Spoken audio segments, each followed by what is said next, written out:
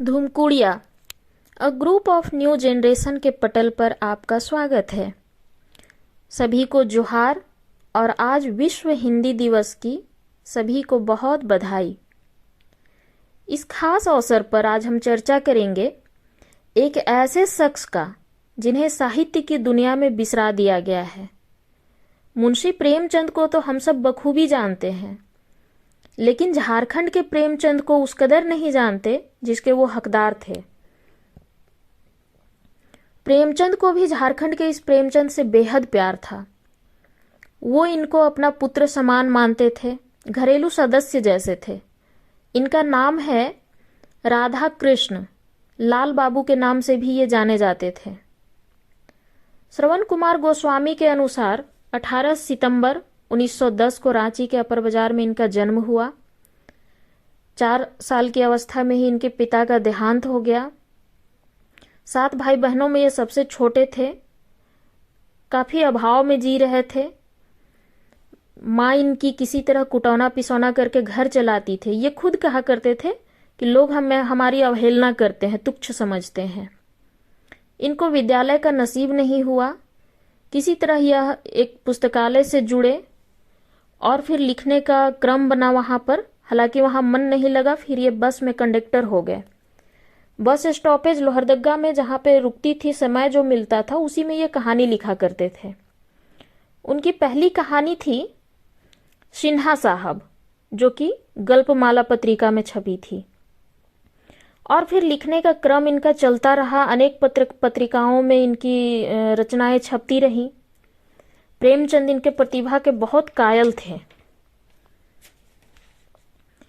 लेखनी के क्रम में ही ये मुंबई गए, फिर वहां से कोलकाता गए। कोलकाता भी इनको भाया नहीं। जापानी आक्रमणकारियों के बाद ये वापस रांची आ गए। इसी बीच इनकी मां का देहांत हो गया। फिर ये 1942 में विवाह कर लिए और फिर रांची में हमेशा के लिए ही बस गए, जिसका खामियाजा भी इनको भुगतना पड़ा। क्योंकि जितने बड़े ये लेखक थे उतनी चर्चा हिंदी साहित्य में हो ही नहीं पाई। खुद प्रेमचंद जो पुत्र के समान मानते थे, वो कहते थे कि यदि हिंदी के उत्कृष्ट कथा शिल्पियों की संख्या काट छाट कर 5 भी कर दी जाए तो उसमें एक नाम राधा कृष्ण का होगा। राधा कृष्ण 1947 में बिहार सरकार की आदिवासी पत्रिका के संपादक रहे और अवकाश तक रहे। इस पत्रिका से इनकी एक अलग पहचान हुई। आदिवासियों को एक स्वर मिला। फिर ये पटना आकाशवाणी में ड्रामा प्रोड्यूसर, उसके बाद रांची आकाशवाणी में आ गए। यहाँ पर भी ये साहित्यकारों का स्वर ऊंचा करते रहे। प्रेमचंद उनकी कहानियों से गदगद होकर कहा था कि मैंने छोटा नागपुर के कोयला खान से एक हीरा ढूंढ निकाला है। ये किसी भी बड़े लेखक का अनुसरण नहीं करके ये अपना एक खुद लिख बनाया था इन्होंने। राधा कृष्ण इनकी प्रमुख कहानियां हैं 1,84,786, अवलंब, इंसान का जन्म आदि।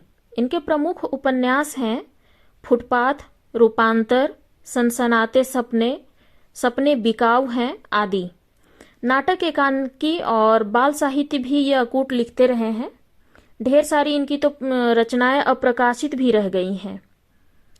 राधा कृष्ण घोष, बोस, बनर्जी, चटर्जी नाम से व्यंग भी लिखा करते थे। ऐसे विरल साहित्यकार कष्ट में पैदा होकर अभाव में ही अंततः 3 फरवरी 1979 को अलविदा कह गए। जिनके लेखनी के कायल उनके तत्कालीन हर बड़े साहित्यकार थे, उनकी निधन की खबर भी चंद लाइनों में छपी।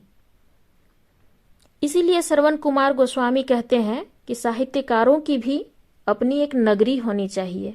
अफसोस। धन्यवाद।